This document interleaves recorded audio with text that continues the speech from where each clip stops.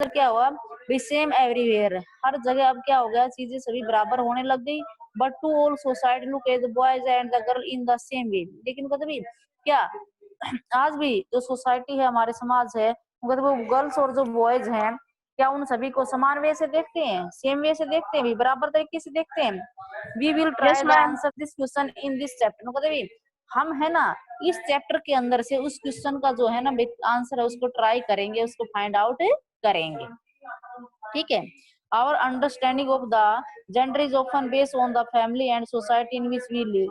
मतलब जहाँ पर हम रहते हैं, ठीक है, उस परिवार के अंदर, उस समाज के अंदर उनका भी सभी को समझ होती है लिंग के बारे में, ठीक है ना, उनका बेस्ट के बारे में सभी पता होता है। मतलब there are two kinds of different between women and men, sex and gender. Sex refers to the physical and biological difference between female and male. It is natural difference, but gender is not so. It means society constructed difference between the two sex. It affect the relationship between women and men. It prescribes specific roles of them, and according defines the status of women and men is the family and in the society। तो इसके अंदर बताया मतलब प्राकृतिक रूप से जो आदमी और औरत उसके अंदर डिफरेंस होते हैं उनको, तो फिर भी हमारे जो समाज है ना उसके अंदर लोग कहते भी देखते हैं, जो मनुष्य जो होता है ना उसका दबदबा ज्यादा होता है, एक औरत की वजह एक जो मनुष्य होता है उसका दबदबा ज्यादा होता है। और उनके जो रिलेशन आपस में होते हैं तो वो काफी उनके प्रभावित होते हैं। और गतवी इस तरह से जो उनका स्टेटस जो होता है ना समाज के अंदर, उनकी क्या वैल्यू है, किस तरह का मतलब उनका वो है, गतवी वो उस फैमिली के अंदर, उस सोसाइटी के अंदर वो देखने को मिलता है। Gender is types of stereotyping, stereotyping as you learn. हाँ, स्टेरियोटाइपिंग होता है रूढ़िवादी सोच, जो परंपरागत आ रही, जैसे अपने घर के अंदर पहले दादी माँ थी, परदादी माँ थी, तो उनका क्या था बेटा, उनका एक अटैचमेंट था भी, वो लड़कियों से ज्यादा स्नेह नहीं रखती थी, केवल लड़कों से ज्यादा स्नेह रखती थी। ठीक है, और यही चाहती थी भी हमारे परिवार के अंदर बॉयज है वो ही जन्म ले, लड़का ही जन्म ले। ठीक है, तो इस तरह का रूढ़िवादी जो परंपराएं थी भाई, लोगों की सोच थी रूढ़िवादी, तो उन्होंने उसके बारे में देखा कि हमारा जो राष्ट्र है उसके अंदर we need no necessarily but true about people and situation. अभी हमारे समाज के अंदर इन चीजों की भाई ये बात सच है क्या नहीं, और उनका लोग हैं उस सिचुएशन के अंदर कैसा क्या करते हैं। Women are seen as being fit for only certain types of roles such as taking care of the home, cooking and being a mother and a wife। मतलब जैसे महिलाएं जो होती है ना, कहते भी उनके लिए केवल उनका तो किस किस टाइप के रोल होते हैं, कहते भी उनके लिए रोल जो होते हैं वो क्या होते हैं।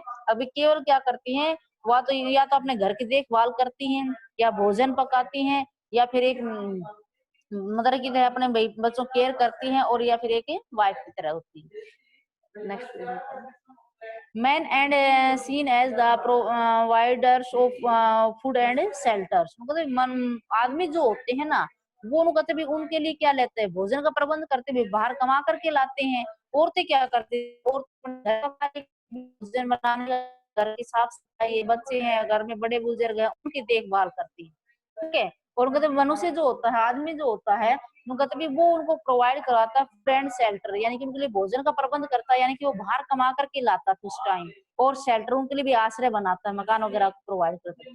दे are also seen as the protector of the women and childrens. उनका तभी वो पराया देखता था कि भी जैसे उनके बच्चे हैं और उनकी जो औरतें हैं भाई उनकी वो सुरक्षा भी करता था। समझ में आया सभी को? हेलो, यस समझ में आ रहा है? अलाउ कर दिया, यस। ठीक है। हाँ, तो इसके अंदर देखिए हम लोग जेंडर इनइक्वालिटी क्या होती है। तो देखिए जेंडर इनइक्वालिटी के अंदर देखिए, since pre historic times separate roles have immigrate the women and man. तो पहले की हम बात करते हैं तो उनको तो प्राचीन समय की, तो उस समय उनको भी जो आदमी और जो औरत होता था उनको तो उनके अंदर अलग अलग काम बांट दिए थे। Man would go for hunting animals and women would look after the home and children. मतलब आदमी जो होते थे ना वो उनको भी पशुओं का शिकार करने के लिए चले जाते थे, ठीक है। और जो औरतें थी ना उनको भी वो उसके उनके बाद में जैसे वो जाने के बाद अपने घर की देखभाल है, बच्चों की देखभाल है वो करती थी, ठीक है। टाइम पास जैसे जैसे मतलब समय बीतता गया, changing come about in terms of access. Hello, बोलिए। Access to resources, benefit and opportunity, मतलब जैसे जैसे क्या हुआ, समय बीतता चला गया भाई, समय जैसे जैसे गुजरता गया तो उसमें बहुत सी जो संसाधन थे भाई वो उनके लिए बेनिफिटेबल हो गए और उनको काफी अवसर मिलने लगे। Yet the issue of the gender inequality has been prevalent in all society for century and the continues to exist even today. मतलब यानी कि उनके अंदर जो भी इनइक्वालिटी असमानताएं जो थी ना समाज के अंदर, वो कई शताब्दियों तक चलती रही और आज भी कंटिन्यू बनी हुई है। उसके बाद देखिए a very disturbing effect of the gender inequality is female फोर्टिसाइड।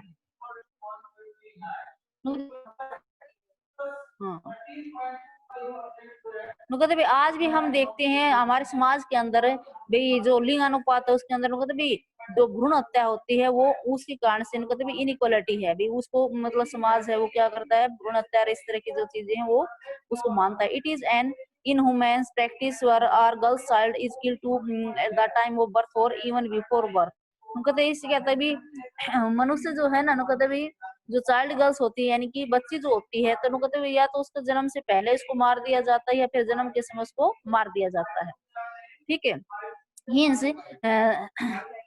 statistics show that in India there are more males than females। मतलब इसी के कारण से हमारा जो भारत है ना तो उसके अंदर जो रेशियो हम निकालते हैं मेल और फीमेल का तो भी वो मनुष्यों का ज्यादा है और महिलाओं की संख्या वो कम है। The girl child is killed because she is seen as the burden on the family। मतलब जो लड़की जो जन्म लेती है उसको पहले क्यों मार दिया जाता है, क्योंकि मतलब फैमिली के अंदर उसको बर्डन समझा जाता है, एक बोझ समझा जाता था। ये belief caused by the practice of the giving dowry। मतलब एक सबसे बड़ा कारण क्या है, अभी समाज के अंदर दहेज जो प्रथा है ना उसके कारण से लड़की को जन्म से पहले या जन्म लेने के बाद उसको मार देते हैं कि दहेज आगे दहेज देना पड़ेगा, उसकी शादी करनी पड़ेगी। तो इस तरह से वो लोगों के मन में आज भी वही धारणाएं हैं। Where is the highs amount of gift, मतलब दहेज के रूप में उसको बहुत अधिक मात्रा में गिफ्ट उपहार वगैरह देते हैं, वो both in cash and kinds, भाई कैश भी देते हैं और दूसरे तरीके से भी उनको देते हैं। That has to the daughter during her wedding। मतलब पिताजी जो है अपनी बेटी की शादी के समय, हेलो क्या, हेलो हाँ क्या बोल रहे बेटा, अरे बोलिए क्या कह रहे हो। हेलो आ गई नुकते पे देखिए नुकते पे, हाँ अब आ रहे हैं। Hello yes ma'am. जो पिता जो होता है मतलब अपने बेटी की शादी के दौरान जब उसकी बेटी की शादी करते हैं तो उस समय वो बहुत से उपहार उसको देता है, किसके रूप में देता है, वो ड्यूरी के रूप में भी, दहेज के रूप में देता है। और मतलब कई बार तो क्या होता है उसको कैश भी काफी मात्रा में दिया जाता है। It is very difficult for a girl's family to fulfil the huge dowry demands of a groom's family. इसलिए उनके सामने जो लड़की वाला जो परिवार है ना उसके लिए काफी डिफिकल्ट समस्या हो जाती है कि जब वो उस परिवार को की भाई दहेज की डिमांड होती है तो उस समय उसके सामने काफी समस्याएं आती हैं। बेटा अपने समाज के अंदर भी आप देखते हैं कई अब तो लोग काफी जागरूक हो गए, बहुत से लोग तो ऐसे जो बिना दहेज के शादी करते हैं ना, लेकिन अब भी अपने समाज के अंदर बहुत से लालची लोग ऐसे हैं जैसे शादी वाले दिन एंड एट ए टाइम वो डिमांड करते कि हमें तो गाड़ी चाहिए, हमें तो इतना कैश चाहिए। तो उनका तभी उस समय उस जो लड़की का जो पिता होता है तो उसके सामने एक बहुत बड़ी समस्या आ जाती है। तो इस तरह से उनका तभी ये जो समस्या है समाज के अंदर ये एक बुराई ही है। एट टाइम उनका तभी जैसे-जैसे समय बीतता जाता है a father has to use all the saving और even take huge loan to get a daughter's marriage.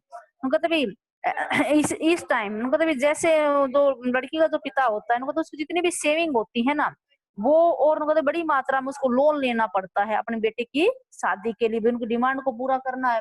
अब उसके पास इतना प्रबंध नहीं है, ठीक है, और प्रबंध नहीं है तो अगले ने डिमांड कर दी। तो इस कारण से उनको तभी उसको जितनी भी उसकी सेविंग होती है भाई उसने जितने जीवन में कमाया है उसके अलावा जो लोन वगैरह है उनका तभी वो उसने अपनी बेटी की शादी में काफी उस चीज का अरेंज करना पड़ता है। उसके बाद देखिए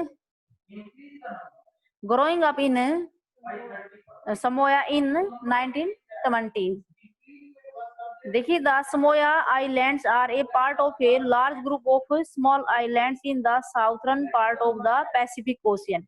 मतलब सोमाया जो आइलैंड है ना उनका तभी large group of small island एक छोटा जो आइलैंड है उसके अंदर एक बड़ा ग्रुप है जो साउथर्न पार्ट जो है ना पैसिफिक ओशियन यानी कि प्रशांत महासागर का जो साउथर्न पार्ट है ना वहां पर स्थित है।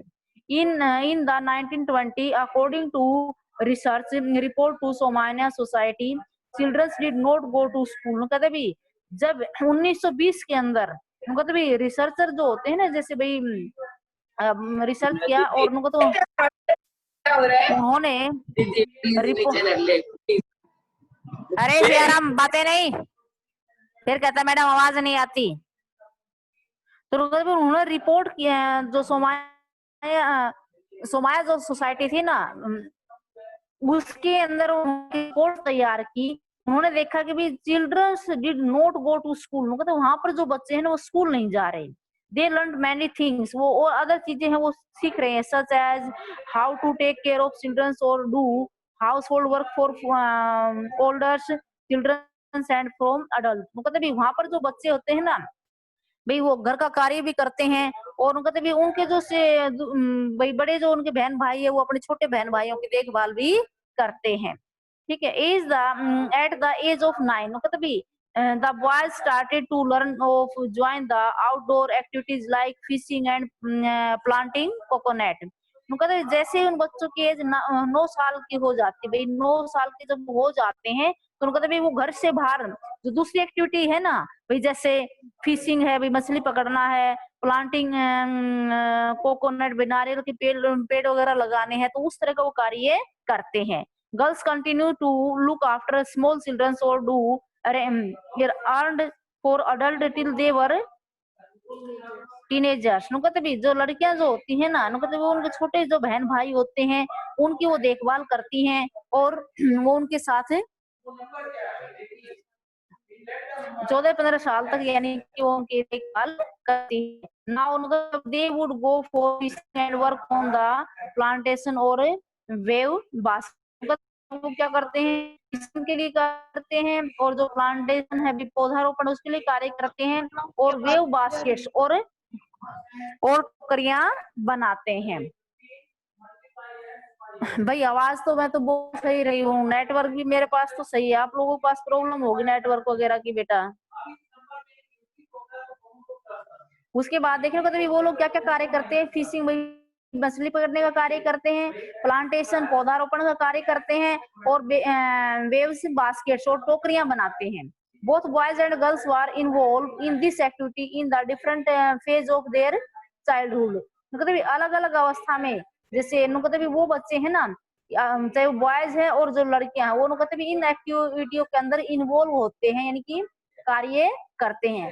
Food was cooked in spice cooking houses special cooking houses where the boys did the cooking while the girls helped in the preparation। मतलब भी जैसे भोजन वगैरह जो पकाते हैं मतलब स्पेशल कुकिंग हाउस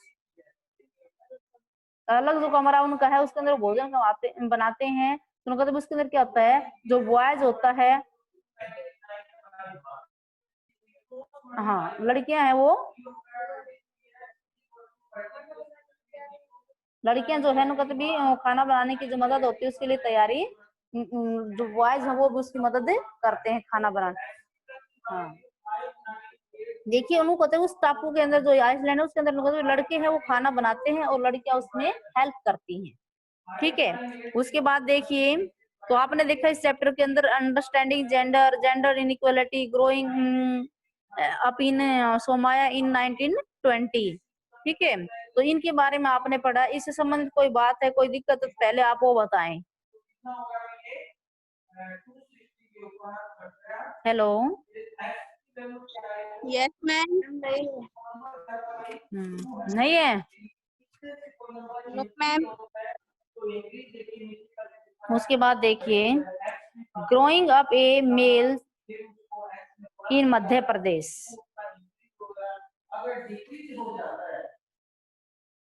अभी किस तरह से जो मध्य प्रदेश है उसके अंदर है ना जो पुरुष है वो आगे बढ़े। Hence in a glimpse of the martial society in a small town in the Madhya Pradesh in the 1916। तो 1960 के अंदर मध्य प्रदेश के अंदर जो ये मैट्रियार्चियल जो सोसाइटी थी ना वो उनका एक छोटा कस्बा था। From the class 6th onward there the boys and girls were sent to separate schools and even their schools were designed in the totally different way। मतलब उसके अंदर क्या होता था, बॉयज और जो गर्ल्स है ना वो दोनों ही कहाँ जाते थे, अलग अलग स्कूलों में जाते थे। ठीक है, और उनका तभी उनके जो स्कूल थे ना वो उनका तभी उनके जो रास्ते जो थे उनके भाई वो उनका तभी अलग अलग डिजाइन किए गए थे।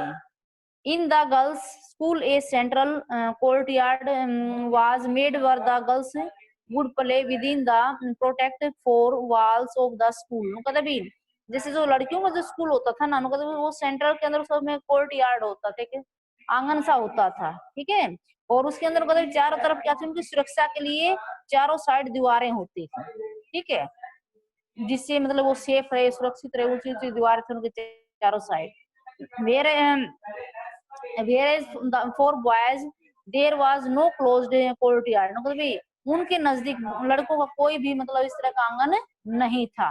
the open ground near the school was their playgrounds। मतलब उनका जो ओपन ग्राउंड था ना स्कूल के नजदीक वो क्या था, उनका प्ले ग्राउंड था, यानी कि खेल का मैदान था। आगे देखिए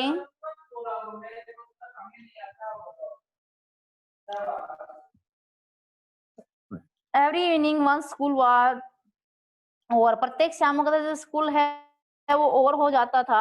the boys watch as hundreds of school girls crowded the narrow street. तो उनको भी सैकड़ों की संख्या में बॉयज देखते थे, जो लड़कियां हैं उनकी भीड़ तंग गलियों में से आती थी। As these girls walked on the street, जब वो लड़कियां गलियों में से जाती थी, दे लुक सो पर्पजफुल। उनका कतबी केवल उनका उद्देश्य क्या था भी हमें केवल अपनी पढ़ाई करनी है। उनके पास इधर उधर की मतलब कोई इस तरह की बातें नहीं थी। मतलब वो किस मकसद से जाते थे, उनका एक ही उद्देश्य था कि भी हमारा पर्पज क्या है, हमारा पर्पज है भी एजुकेशन अच्छे से प्राप्त करना। This was unlike the boys who used to the street as a place to stand around idly. और लड़के है ना वो घूमते फिरते रहते थे भाई, उनकी जो गलियां थी उनके अंदर खेलते थे, to play to try out trick से भाई घूमने के लिए कहीं जाते थे। विद देयर बाई साइकिल भी अपने बाई साइकिल वगैरह चलाते थे। For the girls the street was simply a place to get straight home. मतलब जो लड़कियों की जो गलियां थी ना वो बिल्कुल सीधी थी भाई, वो स्कूल से निकली तो सीधी कहाँ पर गई, घर पे गई, घर से निकली तो सीधी कहाँ पर गई, स्कूल में गई। और लेकिन बॉयज जो है मतलब वो इधर उधर खड़े हो जाते थे भाई, रास्ते में खेलते हुए चलते थे। ठीक है भाई, बाई साइकिल यानी साइकिल वगैरह चलाते थे। तो उनका इस तरह से उनका उस समय डिफरेंस था। ये कहाँ की बात थी, 1960 की मध्य प्रदेश के अंदर भी किस तरह से भाई जो बड़े वुमेन्स मेल्स है उनमें ग्रोथ हुई। लेकिन कभी हम आज की बात करते हैं, आज बेटा आप देखते हैं कोई भी क्षेत्र है, ठीक है, चाहे डॉक्टरी का है, इंजीनियरिंग का है, चाहे फाइटर प्लेन का है, चाहे आर्मी के अंदर है, ठीक है। डिफिकल्ट से डिफिकल्ट जो मतलब डिपार्टमेंट है ना, उनके अंदर आप देखते हैं आज जो लड़कियां हैं वो भी अपनी भागीदारी एक पुरुष की तरह निभा रही हैं। जैसे पहले की हम बात करते तो आपने नाम सुना होगा रानी लक्ष्मीबाई का, सुना था?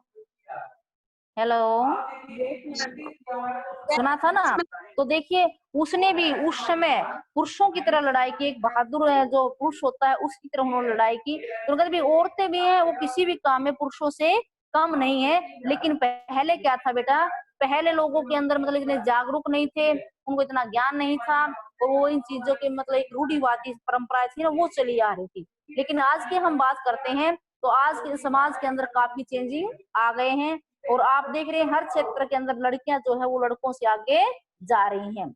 आप बात किसी की भी करें, चाहे आप हरियाणा बोर्ड के रिजल्ट की +2 की करें, चाहे 10th की करें, चाहे सीबीएसई +2 की और 10th की करें, तो आप देख रहे हैं दोनों ही उनमें बाजी किसने मारी है? बोलिए, लड़कों ने या लड़कियों ने? लड़कियां लड़कियों ने, लड़कियों ने मारी है ना। तो उनको भी किसी भी क्षेत्र में वो लड़कों से कम नहीं है। देखिए पीछे से मैं कहानी के माध्यम से बता गया भी उनका उद्देश्य केवल क्या था, उनका एक ही पर्पज था भी, वो केवल पढ़ने के लिए जाती थी, ठीक है। और उनका रास्ता था जो गलियों का केवल क्या था, सीधा अपने स्कूल से और सीधे कहाँ गए, अपने घर की ओर गए। घर से निकले सीधे कहाँ गए, स्कूल में गए। और ये जो बाउंड्री थी स्कूल की वो काफी चारों तरफ से ऊंची ऊंची थी, ठीक है। और बीच में उनके अंदर क्या था, एक बरामदा सा था। समझ रहे हो सभी बच्चे? हेलो, yes ma'am, हाँ। yes ma'am, तो आपके अंदर तो ऐसा नहीं होता ना, घर के अंदर तो इस तरह के भेदभाव नहीं होते है भाई? no ma'am, आज तो काफी चेंजिंग आ रहा है। आप देखते बहुत से पेरेंट्स ऐसे हैं जिनकी एक ही संतान मतलब लड़की हो जाती है, फिर वो लड़का करते ही नहीं है, नहीं करते हैं ना। तो आज समाज के अंदर काफी चेंजिंग आ गए, काफी बदलाव आ गए। पहले वाली जो बातें हैं वो नहीं रही हमारे समाज के अंदर। लेकिन फिर भी एक दो प्रथाएं ऐसी हैं, जैसे भाई दहेज प्रथा का इसके बारे में बताया गया। अभी पहले क्यों करते थे, अभी आपने देखा होगा, हम आज से 2-3 साल पहले की बात करते हैं, 4 साल पहले की, तो उस समय आप देखिए रेशियो जो है वो उसमें काफी डिफरेंस था कि बहुत ज्यादा भ्रूण हत्याएं हो रही थी। फिर उसके प्रति एक मुहिम चला दी गई, पाबंदियां लगा दी गई, भाई लड़कियों के लिए अलग अलग फैसिलिटीज दे दी गई, भाई उनके लिए स्कूलों में शिक्षा फ्री में दी जाएगी, ये किया जाएगा उनके लिए, और कई फैसिलिटीज उनके पेरेंट्स को भी दे दी गई, ठीक है। तो इस कारण से क्या हुआ, लोगों की जो सोच है ना उसके अंदर बदलाव आ गई, और उन्होंने मतलब ये जो था ना भ्रूण हत्या है इसको काफी हद तक कम किया। और अभी आप देखते हैं जो अब रेशियो आता है तो उसके अंदर काफी इम्प्रूवमेंट है। उसके बाद देखिए वैल्यूइंग हाउस होल्ड वर्क,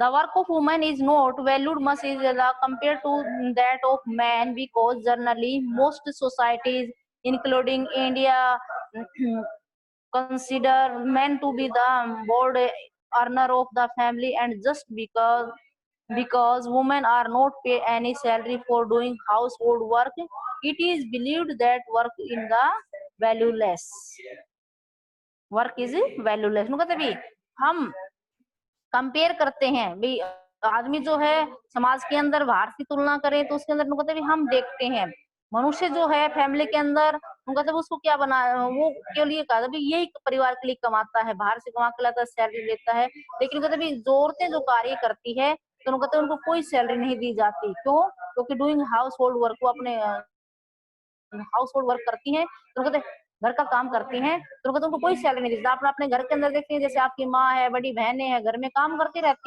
रहती है ना। और जब आप पापा घर से बाहर कार्य करके आते हैं तो उनको सैलरी मिलती है। मतलब घर के अंदर पूरे दिन वो काम में लगी रहती है, व्यस्त रहती हैं, पूरे घर का कार्य करती है, तो उनको कोई सैलरी नहीं दी जाती। तो कहते इससे क्या होता है, वो ये समझा जाता है कि जो औरतें जो कार्य करती है ना उससे काम की कोई वैल्यू नहीं है, ऐसा उनका विश्वास